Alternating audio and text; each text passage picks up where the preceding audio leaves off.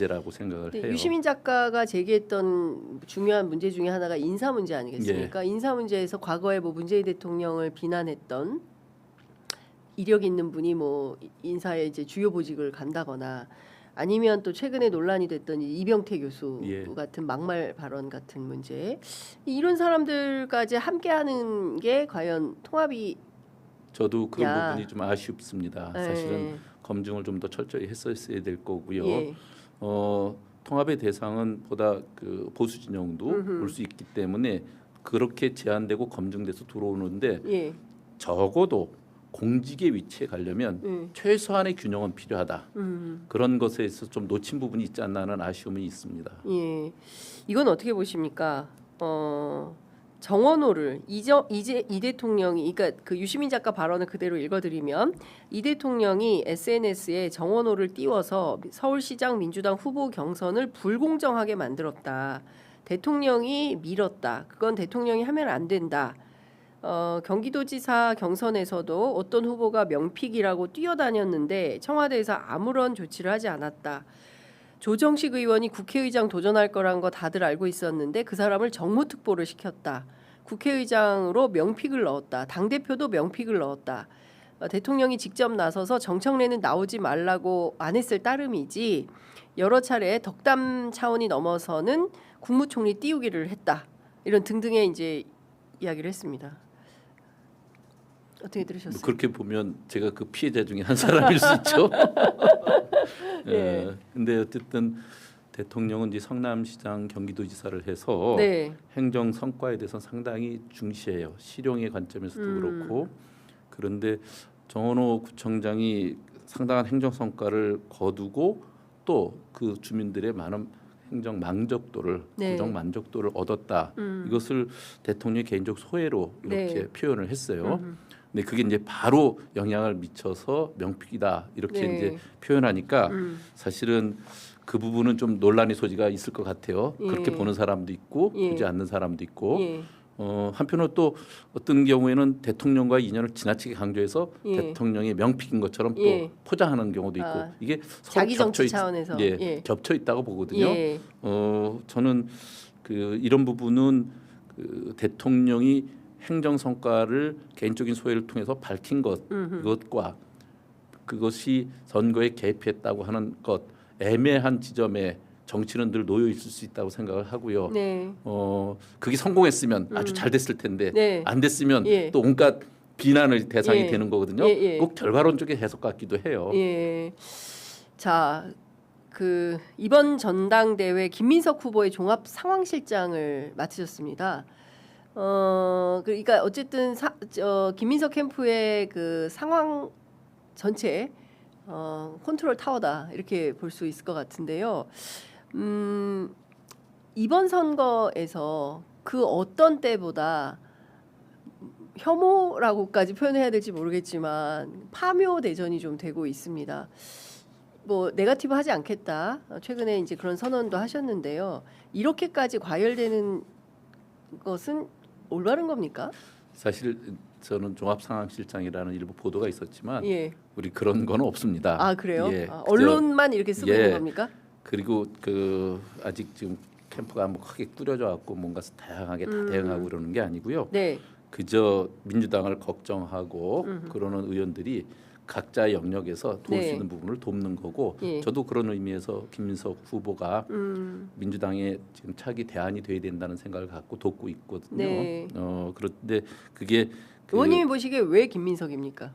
실제로 지금 전당대회 시대 정신은 이재명 정부의 집권 2년차 이후에 그 성공을 뒷받침하기 위한 책임 있는 집권 여당이 돼야 되는 것에 가장 적합한 분이 김민석 총리였다고 생각을 했기 때문이고요.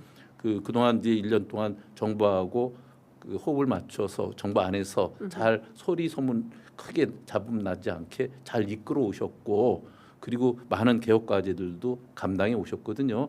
저는 그런 측면에서 책임 있는 집권 여당의 그 당 대표 그런 관점에서 지금 이제 저로서는 김민석 총리를 돕고 있습니다. 그렇군요.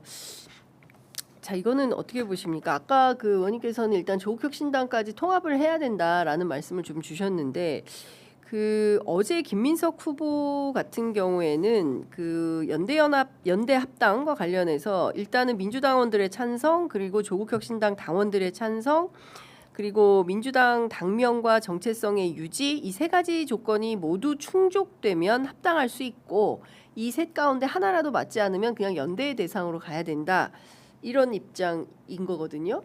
후보하고 입장이 좀 다르십니까? 실제로 그 가장 그 두 당이 네. 그 통합돼서 합당돼서 그 가급적 그 합당됨으로써 파열음이 생기기보다 합당되고 나서 시너지가 생기려면 그 정도는 기본 조건이 돼야 되지 않겠어요? 양당이 정말 다수의 네네. 당원들이 다 동의를 하는 것이 전제되죠. 예. 그 대신 지금 우리가 그 전통 야당 시절부터 네. 전통적으로 이름 쭉 써온 게 민주당이지 않습니까? 우린 그 큰 줄기에서 크게 벗어나질 않았고 그렇다고 조국혁신당의 이름을 쓸 수는 없는 거지 않습니까? 그러니까 그렇게 전통적인 민주당의 당명을 써야 된다는 것, 그리고 그에 관련돼서 민주당이 지켜온 가치와 정체성을 유지해야 되는 것, 이건 기본이 되기 때문에 그것에 대해서는 조국혁신당에서도 크게 부정하지는 않을 거라고 저는 보고요.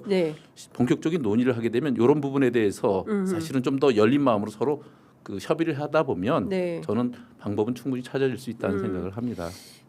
그 이를테면 많은 분들이 미래를 놓고 논의하기보다는 더불어민주당의 전당대회가 다소 파묘대전으로 20년 전, 뭐 심지어 예전에 그 정동영 대통령 후보 시절의 얘기부터 시작을 해가지고 파묘대전이 일어나서 참 많은 분들께서 건강하지 않다, 미래를 놓고 논의했으면 좋겠다, 이런 당부가 있는 것 같습니다. 시간이 다 돼서 마무리를 해야 되는데요. 지금 전당대회 뭐 이제 한 달 남짓 정도 남았는데 한 달 내내 또 이렇게 뜨겁게 싸우시는 거죠? 뭐 경쟁할 때는 또 뜨거울 수 치열하게. 있죠. 그런데 저는 이렇게 상대에 대해서 멸칭을 쓰거나 또 지금 파묘 대전이라고 할 만큼 옛 일을 들추겨서 상처내기보다는 미래 비전을 갖고 그 경쟁을 해야 된다고 생각하거든요.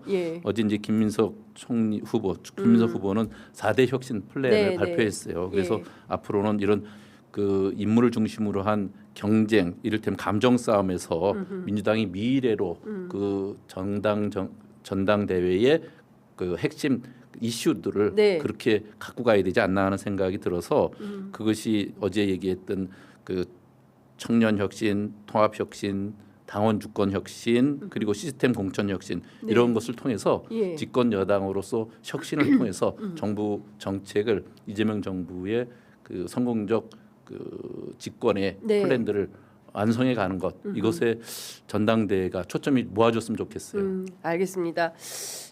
그 염태호 의원님께서는 이제 수원시장을 지내신 지자체장 출신이십니다. 사실 이재명 대통령 성남시장 시절에 수원시장을 하셨어요. 8년을 성남시장, 수원시장, 또 4년을 경기도지사, 수원시장 이렇게 겹쳤었고요. 늘 협력과 경쟁 관계에 있었는데 지금은 이제 대통령이 너무 멀어져 있고 저는 이제 정당 안에서 대통령의 성공을 뭐 일부라도 뒷받침하는 것을 제가 해야 될 마땅한 일이라 생각하고 있습니다. 후원 계좌가 아직 다 차지 않았다라는 소문을 제가 입수해가지고 후원 계좌를 꼭 좀 한번 읽어달라는 참모들의 부탁이 있어가지고요. 그래요?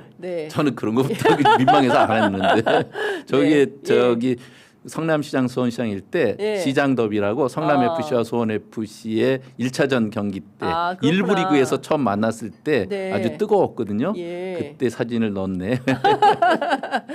기업은행이고요. 168-033946-01-011입니다.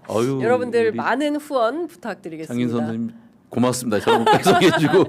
저희들이 요 정도의 그 센스는 있습니다. 고맙습니다. 준비 많이 하겠습니다. 다음에 또 모시겠습니다. 고맙습니다. 감사합니다.